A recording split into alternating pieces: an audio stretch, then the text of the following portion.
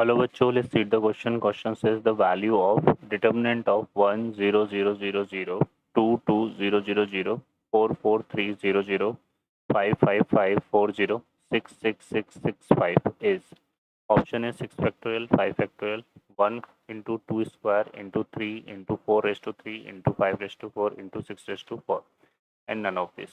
Solve करते हैं बच्चों क्वेश्चन को. इस क्वेश्चन के लिए जो की कॉन्सेप्ट है वो देख लेते हैं यहाँ पर. की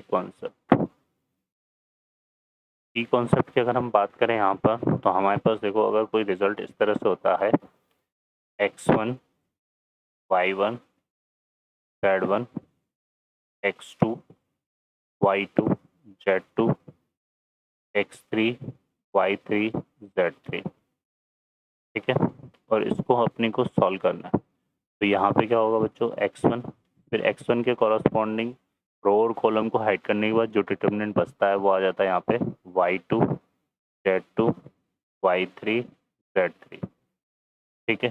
फिर आएगा हमारे पास यहाँ पर क्या, यहाँ से अगर हम लें इसमें तो माइनस का y1, फिर इसके कॉरस्पॉन्डिंग रो और कॉलम को हाइड करेंगे तो ये कितना आएगा x2 z2 x3 z3, फिर आएगा प्लस z1, और यहाँ से हम करेंगे तो ये हमारे पास इसके कॉरस्पॉन्डिंग रो और कॉलम को हाइड करेंगे, है ना. तो ये आएगा कितना x2 y2 और x3 y3, ठीक है बच्चों. तो सॉल्व करते हैं क्वेश्चन को.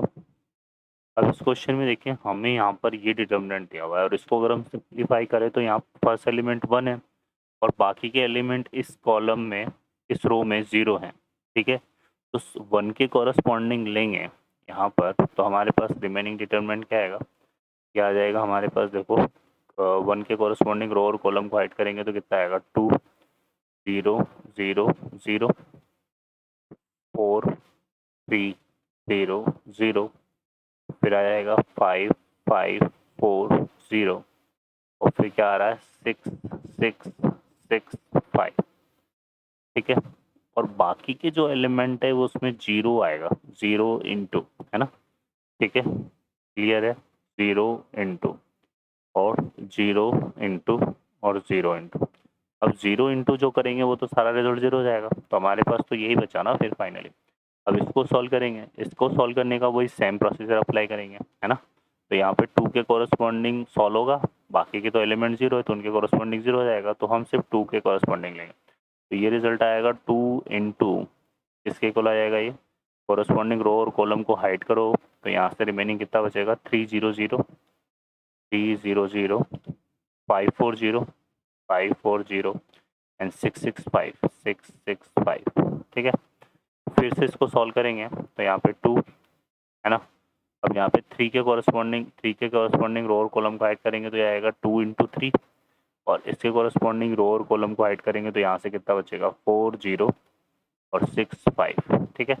अब इसको सॉल्व करेंगे तो ये हो जाएगा 4 5 से 20 और 6 इंटू 0 0, ये आएगा. तो यहाँ से कितना आ जाएगा बच्चों हमारे पास 2 इंटू 3 इंटू, ठीक है, ये आ जाएगा हमारे पास यहाँ पे 4 5 ज़ा 20, तो ये आ गया.